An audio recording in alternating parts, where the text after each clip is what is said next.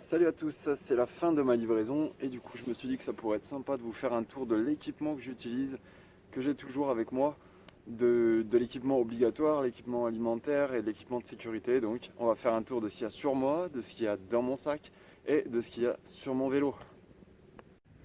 Donc commençons par voir le vélo du livreur. Un vélo, ça reste un vélo. Je ne vais pas vous en conseiller un en particulier et on va distinguer surtout ce qui est à mes yeux obligatoire. On commencera bien évidemment par un système d'éclairage. Par exemple celui-ci que j'ai trouvé sur un site le plus connu, voilà, un site marchand, à une dizaine d'euros, entre 10 et 15 euros. Ce système-là, voilà, va très bien et n'est pas très cher, se recharge par batterie. Avant, arrière, c'est le minimum requis et franchement ce n'est pas que de nuit puisque dès qu'il fait un peu mauvais on est content d'être visible. Bon, il est sur moi mais ça va aussi en sécurité, le casque. Vous devriez toujours l'avoir. On va dire, ça ne devrait jamais servir puisqu'on n'a pas envie de tomber, mais il faut l'avoir. Ensuite, plutôt question pratique et question de ne pas se faire voler le matos, toujours le cadenas avec soi.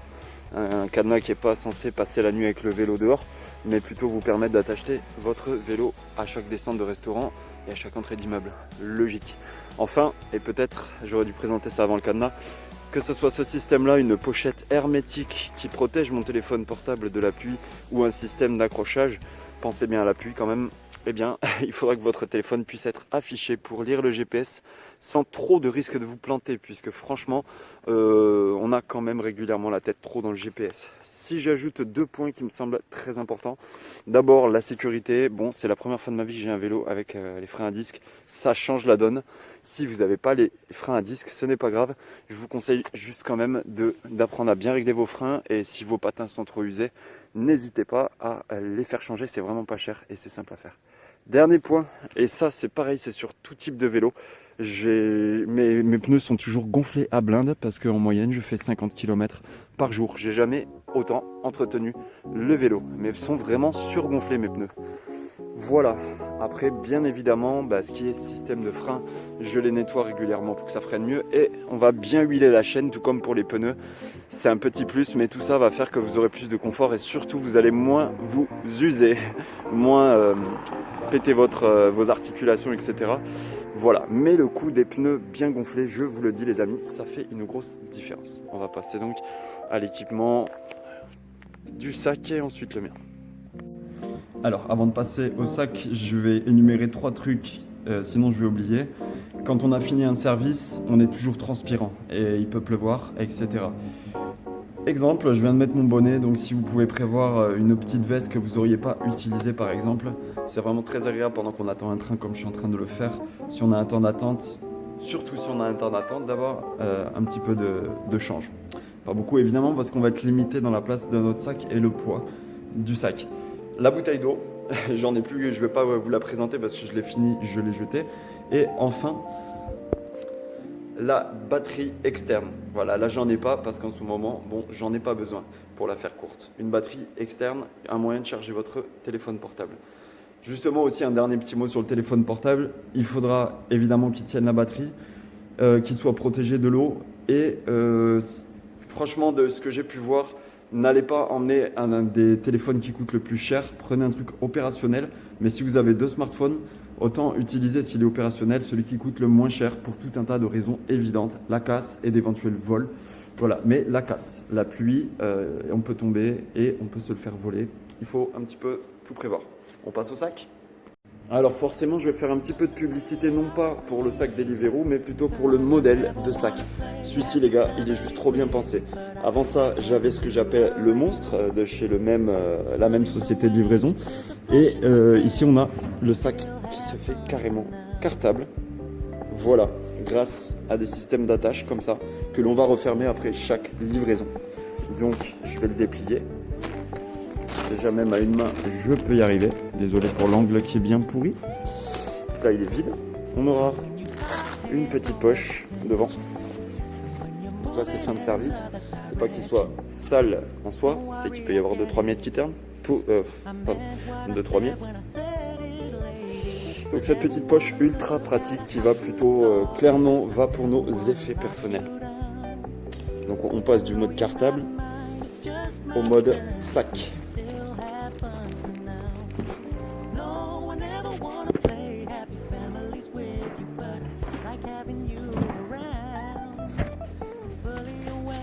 Voici une fois déplié le sac qui devient en fait un cube.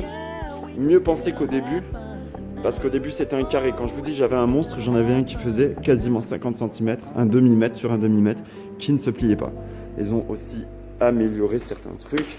Donc à l'intérieur, tout le revêtement qui va bien évidemment pour garder la chaleur, les plats. Voilà.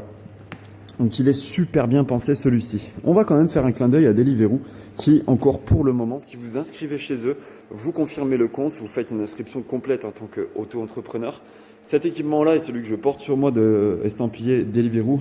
Pour le moment, revient à 0 €. Et je trouve que c'est bien pensé de leur part pour démarrer quand même. On passe à l'équipement. Alors, pendant 700 km, soit 3 semaines, ces derniers temps, j'ai eu aucune crevaison. Et en 2 jours, j'ai crevé d'abord le pneu arrière et ensuite le pneu avant. Si j'avais voulu réparer par des rustines, c'est ce que j'ai fait chez moi, ça aurait été une chose. Mais si j'avais voulu réparer pour continuer un service ou rejoindre le point une gare, j'avais rien sur moi. Autant, vous voyez la taille de ma main, cette pompe achetée chez Sport, eh bien, m'a tout à fait conquis puisqu'elle a les deux embouts. On aura le gros embout et l'embout à la française, les deux. Un petit tuyau, le système de pompe aller-retour. Clairement, elle vaut dans les 16 €. C'est pas non plus pour le plaisir de la pub. Toujours une chambre à air, puisque comme je l'ai dit, on n'aura pas le temps de faire une réparation à l'ancienne à la rustine. Et prenez, non pas comme moi, des petites cuillères. Ça, c'est un choix en dépit ce jour-là. J'ai pris des petites cuillères parce que ça l'a fait pour faire levier. Prenez les leviers en plastique pour aller défaire votre pneu de la jante. Mais moi, ça l'a quand même bien fait. En ce moment, on est donc toujours en précaution pour la crise sanitaire, donc on aura toujours le masque à mettre dans les restaurants et face à nos clients. Évidemment, prévoyez-en au moins 2 puisque au bout d'un moment, ils vont se salir et vous pouvez, je sais pas, les garer ou quoi que ce soit. En dessous, nous avons juste le pantalon de pluie, toujours pour les raisons sanitaires, mais clairement, je faisais ça avant, des raisons sanitaires alimentaires. Ici, nous avons une bouteille dans laquelle je mets, on se fiche de la tête de la bouteille, je mets toujours moitié flotte, moitié vinaigre blanc. Du vinaigre blanc le moins cher, voilà. C'est donc notre désinfectant. Je le fais parce que ça peut nettoyer toutes les surfaces alimentaires. Et en plein service, je nettoie quand j'ai je sais pas si c'est nécessaire, je le fais. Mais si j'ai du temps à perdre, au passage, je vais aussi nettoyer le sac. Je nettoie mes mains avec ça. C'est un désinfectant qui remplira tout à fait les mêmes exigences que le gel hydroalcoolique. Ça, ce sont les lingettes éponges qu'on pourrait utiliser en cuisine domestique et tout, qui font un carré. Clairement, c'est vraiment trop pratique. Donc avec ça, je fais les mains. Je fais mon sac.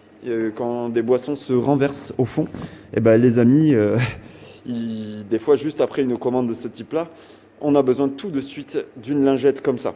Et je vais vous dire, là, c'est la fin de ma bouteille. Mais une moitié de bouteille suffit, mais parfois j'ai dû carrément essorer ça à fond. Des fois c'est juste pour remettre un coup de propre.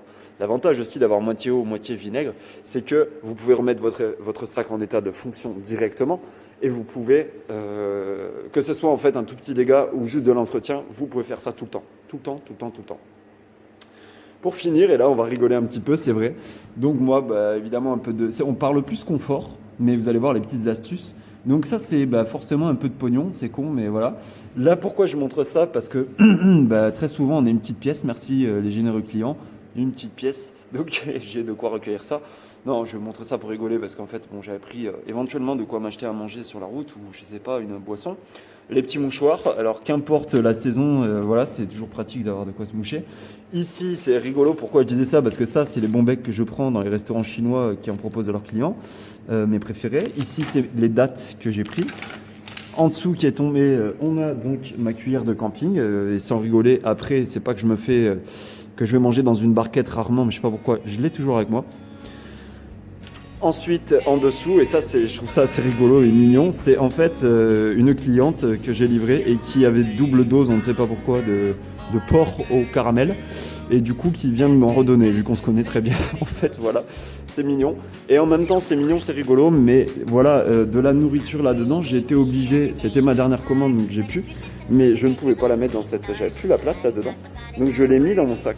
Mais vous n'êtes pas censé, je ne suis pas censé qu'il y ait d'autres denrées alimentaires dans mon sac. Voilà, mes denrées alimentaires dans mon sac, au contact éventuellement des denrées alimentaires de nos clients. Le plus rigolo peut-être, vous allez me prendre pour un fou. Vous voyez bien ce qu'on a là? Oui, oui, oui. Ce sont les sacs pour ramasser les crottes des chiens avec des anses. Pourquoi? Parce que je n'ai encore jamais eu de chaussures qui résistent à des averses de 1h30, 2h. Quand vous avez les pieds gelés comme ça, vous allez être malade. Il vaut mieux par-dessus vos chaussettes, comme je le fais de temps en temps, essuyer une averse avec ça au pied, personne n'y verra rien et vous transpirerez peut-être un peu l'intérieur, mais au bout de 2 heures, vous l'aurez enlevé et je vous garantis que vous aurez les pieds au sec, vous ne serez pas malade. Alors rigolez les amis, mais je le fais quoi? Mais je l'ai fait avec des vrais sacs plastiques avec lesquels on fait les courses. Je l'ai eu fait en randonnée aussi, voilà. Alors là, c'est juste mort de rire, mais finalement, on a quelque chose qui est propre, hein, qui sert à ramasser de la crotte de chien après, mais on en fait une utilité super. On va terminer donc avec l'équipement plus ou moins rudimentaire que j'ai sur moi. Bon, pas pour montrer ma tenue qui ressemble à rien, juste pour montrer qu'en haut, j'aurai souvent juste un t-shirt en dessous du coupe-vent, un pantalon souple, comme j'ai fini par le conseiller à un nouveau collègue, parce qu'il faisait ça en jean, et très personnellement, voilà, en jean, le vélo, au bout d'un moment, ça ne le fera pas. Des baskets, j'ai vraiment pas de gueule, hein, comme ça, il n'y a pas de souci. Des baskets, tout simplement, pour vous montrer quand même qu'il faut faire léger et efficace, vraiment, vraiment, mais en même temps pouvoir pourvoir à pas mal de situations. Je peux quand même changer mon pneu, me nourrir, boire de l'eau. Je crois que j'ai oublié encore d'autres trucs, m'abriter de la pluie. Voilà. Ensuite, on a, pour finir, elle ressemble à rien comme ça, mais vous m'avez déjà vu dedans. Ici, c'est un coupe-vent parce qu'il n'y avait pas de pluie ce soir. Ça pourrait être le kawaii. Parfois, il m'est arrivé de mettre les deux et de faire ça aussi en t-shirt. Concernant les protections, au début, je les avais toutes, c'est-à-dire tout ce qui pourrait être poignet, genouillère, coudière. Je dois avouer que je ne les porte plus du tout parce qu'elles n'étaient pas assez confortables pour moi. Je porte aussi sur moi, question articulaire, un truc de contention un petit peu pour les genoux. Voilà, aux genoux. On achète ça en magasin de sport ou en pharmacie parce que les articulations, elles dégustent, clairement. Ça peut être aussi pour les chevilles. J'utilise aussi dans mes conseils bien-être, vous allez peut-être rigoler, mais je ne vais pas faire 2 vidéos. Clairement, on va nous dire faites des étirements, buvez de l'eau. Je vais vous dire ouais, buvez de l'eau. Je bois beaucoup d'eau pétillante. Et je me suis mis à boire beaucoup de jus de fruits astringents, tels que le pamplemousse, l'ananas, le cranberries ou encore la grenade. Tout ce qui râpe un petit peu. Pourquoi? Parce que ça nettoie la lymphe, en fait, ça nous aide à éliminer les toxines et c'est ça qui font des courbatures principalement dans les muscles. J'ajoute à ça la pommade par exemple Saint-Bernard. Nico, il n'arrête pas de faire de la pub, on la trouve en pharmacie. C'est une pommade à base de camphre qui va donc chauffer les muscles et aussi faire s'occuper des articulations, des tendons. Il y a un antalgique dedans. Bien lire la notice, évidemment. Dans les petits conseils bien-être, bien sûr, étirez-vous, mais aussi, et comme ça, tout sera dit, du sac poubelle pour les pieds à... Pardon. Voilà, les petites astuces de Nico, je vais tout dire. Il y a 2 choses qui sont importantes à savoir aussi. Bien sûr, on va prendre la douche, elle est genre religieuse cette douche, après chaque service. On va bien prendre soin de soi, on va s'hydrater et tout. Mais quand on prend une douche, je ne traite pas les gens de ça, je dis juste, il est très important de prendre soin de nos pieds, donc d'aller les laver bien à l'eau chaude, d'utiliser un savon. Moi, j'aurais tendance franchement à vous inviter à utiliser des savons naturels, évidemment testés en laboratoire, ce que vous voulez, mais naturels. Regardez bien qu'il n'y ait pas de la paraffine, même les supermarques, évitez trop la paraffine. Pareillement, j'ai fini par m'acheter un savon à l'aloe vera, pour un savon qui fait la tête et le corps. Et donc à l'aloe vera, j'ai acheté ça en pharmacie. Parce que là, on est sur un usage super fréquent. Les pieds et l'entrejambe, je ne vous fais pas un dessin. Mais rigolez les amis, mais je vous jure que je n'ai jamais eu aucun problème parce que j'ai pris toutes ces questions-là au sérieux et que quand je pars, du coup, je suis facilement préparé. Je sais toujours ce qu'il doit y avoir dans mon sac. Mon sac, je le reprépare à chaque fois avant de partir, mais tout ça est bien rodé. J'espère que mes petits conseils vous auront aidé, que vous aurez aussi rigolé et tout. Ouais, parce qu'il faut éviter les tabous. Il y a des choses bien évidentes et il y a des choses moins évidentes. De cette manière-là, si vous avez d'autres questions, peut-être de l'ordre de l'organisation, de l'inscription ou des petits détails, étant donné que j'essaye de pouvoir parler de tout ce qui concerne la livraison de repas à vélo, n'hésitez pas en commentaire. Un petit détail, oui, je fais ces vidéos pour aider ma communauté, pour booster ma chaîne YouTube, mais aussi, si vous n'êtes pas inscrit encore chez Uber Eats, bientôt Deliveroo et Stewart, je fais en sorte, d'ores et déjà, je peux vous parrainer pour votre inscription chez Uber Eats, dans la vidéo, sous la vidéo, dans la description. Merci de votre attention, c'était Nico et ses petites astuces de livreur. Allez, mon train va arriver. J'allais oublier, mais forcément j'allais oublier. Mais des gants, pour le moment j'ai des mitaines et des gants. Choisissez-vous des gants, il en existe qui sont complets et qui permettent aussi d'appuyer sur les touches du téléphone portable. Des gants, bah, choisissez. Les mitaines pour le moment ça fait bien l'affaire pour tout un tas de raisons. Après je suis obligé de les enlever bien évidemment à chaque fois que je désinfecte les mains. Allez, bon voyage à moi, je vais choper mon train. Et comment vous quitter sans vous montrer quand même quelques beautés, genre la toute nouvelle peinture de nos trains en Occitanie. Je vous jure, ça vient juste d'arriver sur les quais aujourd'hui. Et ça, on s'en fiche un peu. Et plutôt pour dire, même si sur la caméra, ça va pas donner des masses. Il y a la lune là-bas. La lune, elle est juste, allez, on va dire pour comparer à d'habitude, juste 2 fois plus grande. Je vais vous la remontrer. Le tutu, et je suis à chaque fois reconnaissant parce que ça m'évite de faire environ 30 km par jour. Au revoir. Et très sérieusement,